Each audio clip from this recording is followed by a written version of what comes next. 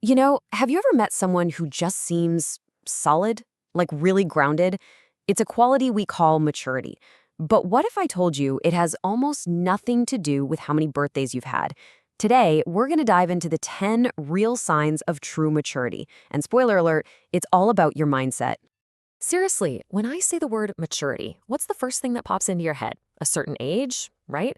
Maybe a steady job, a mortgage? Yeah, for most of us, that's kind of the default setting. But we're here to pull that whole idea apart. Because the truth is, maturity isn't some prize you get just from making it another year around the sun. It's really an internal toolkit. It's a set of skills and mindsets that you have to consciously choose to build day in and day out. Okay, so if it's a mindset, where do we actually see it in action? Well, we're going to look at three key areas, and we're starting with what can be the most challenging one for a lot of us: how we deal with other people. So in this first part, we'll cover three pretty powerful skills: arguing to understand instead of just to win, respecting opinions you don't actually share, and the incredible freedom that comes when you finally let go of grudges. Just look at the shift here. It's huge. The immature goal is always to win, to prove you're right and they're wrong.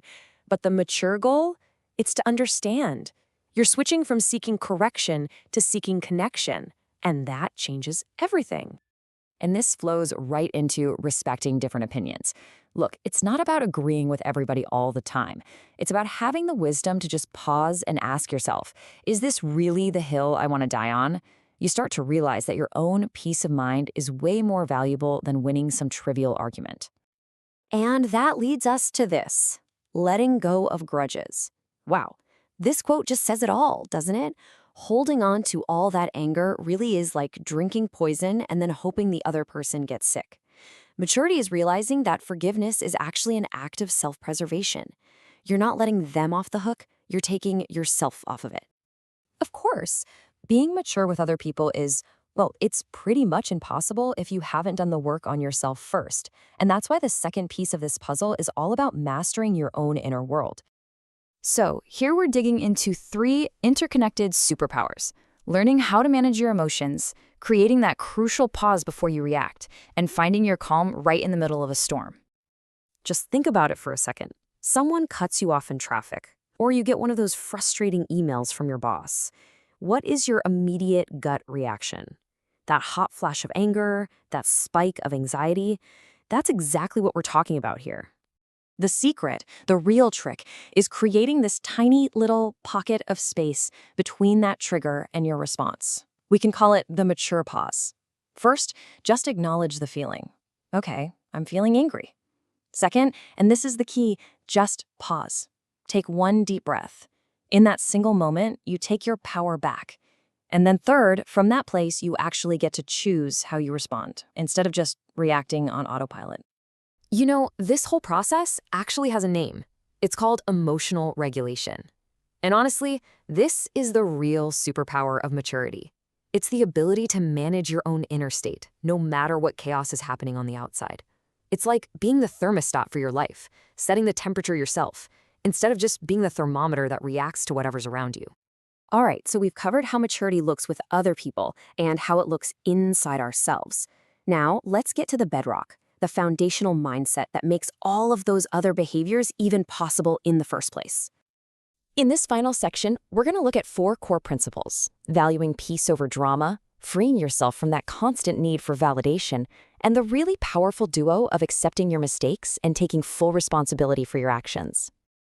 This one right here, it's an absolute game changer. As you mature, you start to realize your energy and your attention are finite resources. They're precious. So you start actively avoiding pointless arguments and gossip, not because you're weak, but because you are fiercely protective of your own well-being. Your inner peace becomes totally non-negotiable. And this is the core internal shift we're talking about. The immature focus is always looking outward, looking for validation from others, assigning blame, trying to hide mistakes. Maturity flips that focus inward. It's about cultivating your own self-acceptance, taking radical responsibility, and seeing mistakes not as failures, but just as feedback. So after looking at all 10 of these signs, what's the big takeaway here? I think it's that maturity isn't some final destination you just arrive at one day. It's truly a lifelong journey. We can really boil everything we've talked about down to these three pillars. First, it's how you relate to other people, with empathy and respect. Second, it's how you manage your own internal world. And third, it's that foundational mindset of responsibility and self-acceptance that holds it all together. And here's maybe the most important thing to remember. This is not about being perfect. Nobody gets this right all the time. So think of these signs not as some kind of checklist you have to complete, but more like a compass. It's all about the direction you choose to point yourself in, every single day. And that brings us to the final, and I think the most important question. After hearing all of this, which one of these 10 signs really stands out to you right now? Which one are you going to choose to consciously practice? Maybe starting today?